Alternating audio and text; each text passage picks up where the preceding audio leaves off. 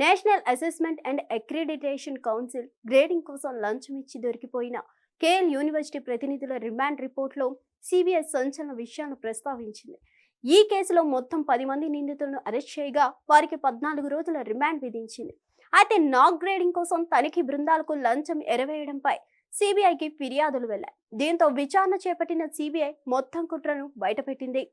దేశంలోని ఉన్నత విద్యా సంస్థలకు నాక్ గ్రేడింగ్స్ ఇస్తుంది. ఈ గ్రేడింగ్ ఆధారంగానే అడ్మిషన్లు వస్తుంటాయి. అయితే మంగళగిరి సమీపంలోని ఉన్న కేఎల్ యూనివర్సిటీ A++ ర్యాంకు కోసం నాక్ ప్రతినిధులకు లంచం ఎరవేసినట్లు సిబిఐ బయటపెట్టింది.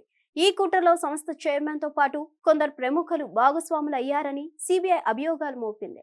కేఎల్ యూనివర్సిటీ తన KL engineering and technology foundation కి A++ ర్యాంకు ఇచ్చేలా నాక్ ప్రతినిధులను ఒప్పించేందుకు చాలా కాలం నుంచి ప్రయత్నిస్తుందని సిబిఐ రిమాండ్ రిపోర్ట్లో తెలిపింది. ఇందుకోసం నాక్ తనిఖీ బృందంలో తమకు అనుకూలమైన అధికారులను నియమించేలా నాక్ సమన్వయకర్త రాజీవ్ సజారియాతో ఒప్పందం కుదుర్చుకున్నట్లు సిబిఐ ఆరోపించింది. కేఎల్ఈఎఫ్ అధ్యక్షుడు కోనేరు సత్యనారాయణ, వైస్ ఛాన్సలర్ సారథి వర్మ, నాక్ డైరెక్టర్ హనుమంతప్ప, మాజీ వైస్ ఛాన్సలర్ మంజునాథరావు, సలహాదారు శ్యామ్ సుందర్ తదితరులు పలుమార్లు నాక్ సభ్యులతో రహస్యంగా సమావేశమైనట్లు సిబిఐ వెల్లడించింది.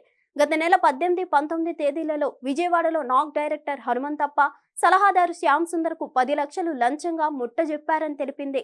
అదేవిధంగా గత నెల 25న ఢిల్లీలో నాక్ డైరెక్టర్ రాజీవ్ సిజీరియాను, కేఎల్ఈఎఫ్ ఉపాధ్యక్షుడు రాజా హరీన్, హైదరాబాద్ క్యాంపస్ డైరెక్టర్ రామకృష్ణ కలిశారని చెప్పింది.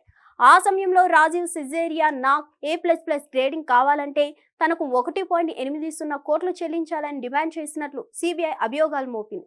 అయితే ఈ డబ్బు విషయమై ఇరు వర్గాల మధ్య ఎన్నో చర్చలు జరగగా చివరికి నాక్ సభ్యులు ఒక్కొక్కరికి 3 లక్షల నగదు, ఒక ల్యాప్టాప్ అందజేసేందుకు ఒప్పందం కుదిరినట్లు తెలిపింది.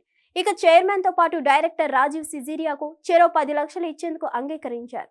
ఈ డబ్బు మొత్తం నగదు, బంగారు రూపంలో మాత్రమే చెల్లించాలని నాక్ ప్రతినిధులు కోరగా అందుకు కేఎల్యూ ప్రతినిధులు ఓకే చెప్పారని సిబిఐ తన రిమాండ్ రిపోర్ట్లో ప్రస్తావించింది. ఈ రహస్య లావాదేవీలకు సంబంధించి మరింత సమాచారం సేకరించేందుకు విచారణ చేయాల్సి ఉందని తెలిపింది. అదేవిధంగా మరో అంశంలో రాజీవ్ సిజేరియా 60 లక్షలు డిమాండ్ చేస్తే కేఎల్ యూనివర్సిటీ ప్రతినిధులు 15 లక్షల రూపాయలు మాత్రమే చెల్లించారని వెల్లడించింది.